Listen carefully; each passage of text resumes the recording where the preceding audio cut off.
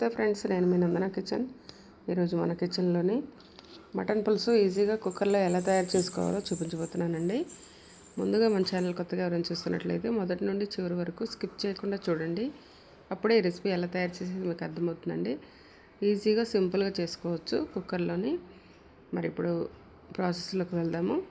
ఇక్కడ 1/2 kg mutton తీసుకొని నీట్గా శుభ్రంగా కడిగేసి పక్కన పెట్టి ఉంచాను. దీన్ని అయితే ఇప్పుడు స్టవ్ వెలిగించుకొని కుక్కర్ పెట్టాను. దానిలో తగినంత ఆయిల్ వేసాను.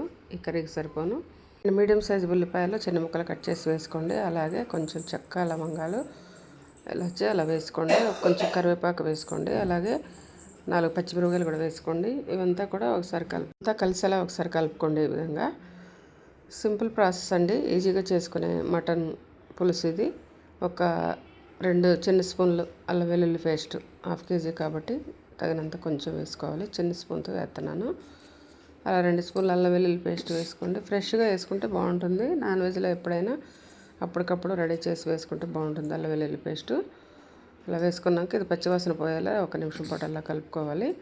తర్వాత తగినంత సాల్ట్ వేసుకొని ఒకసారి కలుపుకోండి.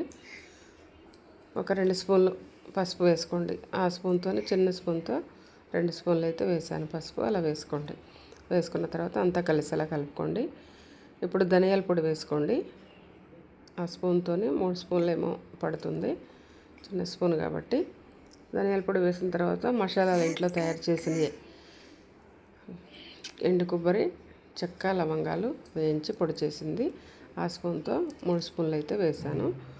సరిపోతుంది మనకు 1/2 kg కాబట్టి. ఫ్రెష్గా అప్పటికప్పుడు రెడీ చేసి వేసాను. తర్వాత కొంచెం పుదీనా వేసుకోండి. మటన్లో పుదీనా ఫ్లేవర్ బాగుంటుంది, మర్చిపోకుండా వేసుకోండి. ఇలా వేసిన తర్వాత అంతా ఒకసారి కలిసేలా కలుపుకోండి. కలుపుకున్న తర్వాత మటన్ మనం ఏదైతే కడిగి ఉంచామో అది వేసుకోండి. వేసుకున్న తర్వాత ఒకసారి కలుపుకోండి. అంతా కలిసేలా అలా మొత్తం సర్దిన తర్వాత ఒకసారి కలుపుకోండి. మసాలాలంతా కూడా ఈ మటన్కి పట్టేలా కలుపుకోవాలి. కలుపుకొని ఒక 5 నిమిషాలు అలా ఉడికించాలి. ఉడుకుతున్నప్పుడు ఒక 4-5 నిమిషాలు ఉడికేటప్పుడే టమాటా, ఒక 3 మీడియం సైజ్ టమాటా కట్ చేసి వేసుకోండి. అలా వేసుకున్న తర్వాత మళ్ళీ ఒకసారి కలుపుకోండి. కలుపుకున్న తర్వాత అలా ఉడికించేసుకోవాలి ఒక 5-10 నిమిషాలు. చూడండి, ఈ విధంగా ఉడికేటప్పుడు కారం వేసుకోవాలి. టమాటా సగం పడ ఉడికిన తర్వాత కారం మీరు ఎంత తినగలరో మీ టేస్ట్ తినండి చూసి వేసుకోండి. నేనైతే 2.5 చెంచాలు వేసాను.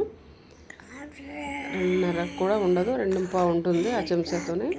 కారం వేసుకున్న తర్వాత ఒకసారి అంతా కలిసేలా కలుపుకోండి. ఈ విధంగా కలుపుకున్న తర్వాత ఒక 5 నిమిషాలు ఉడికించుకోవాలి. అలా కారం పచ్చివాసన పోయేలా ఉడికిన తర్వాత కొన్ని వాటర్ వేసుకోండి, తగినన్ని వాటర్. నేనైతే పులుసు వేయట్లేదు, టమాటా వేసాం కాబట్టి. మీకు కావాలనుకుంటే పులుసు తినేవాళ్ళు పులుసు వేసుకోవచ్చు. అలా వేసుకున్న తర్వాత కుక్కర్ క్లోజ్ చేసేసి అలా స్టవ్ మీద పెట్టేసి ఒక 7-8 విజిల్లు వస్తే మనకి మటన్ ఇలా కుక్ అయిపోతుంది. చూడండి, మనకు మెత్తగా ఉడికిపోయింది మటన్ అయితే. ఇలాగా ఉడికించేసిన తర్వాత మరి ఒక 2 నిమిషాలు స్టవ్ మీద పెట్టుకొని ఇలా ఉడికించేస్తే 1 నిమిషం 2 నిమిషాలు కొత్తిమీర వేసిన తర్వాత సరిపోతుంది. మనకి రెడీ అయిపోయిందండి మటన్ పులుసు అయితే. చూడండి, ఈ విధంగా మనకి మటన్ పులుసు అయితే రెడీ అయిపోయింది. ఈజీ ప్రాసెస్, కుక్కర్లో సింపుల్గా చేసుకోవచ్చు. వంట రాని వారు కూడా ఈజీగా చేసుకునే రెసిపీ అండి ఇది. చాలా టేస్టీగా వచ్చింది. చపాతీ, రోటీ, పుల్కా, బగారా రైస్లోకి చాలా బాగుంటుంది. ఒకసారి ట్రై చేసి చూడండి. ఇప్పటివరకు ట్రై చేయనట్లయితే ఒకసారి ఇలా ట్రై చేసి చూడండి. ట్రై చేసినా కానీ ఒకసారి ఈ విధంగా అయితే ట్రై చేసి చూడండి, చాలా బాగుంటుంది.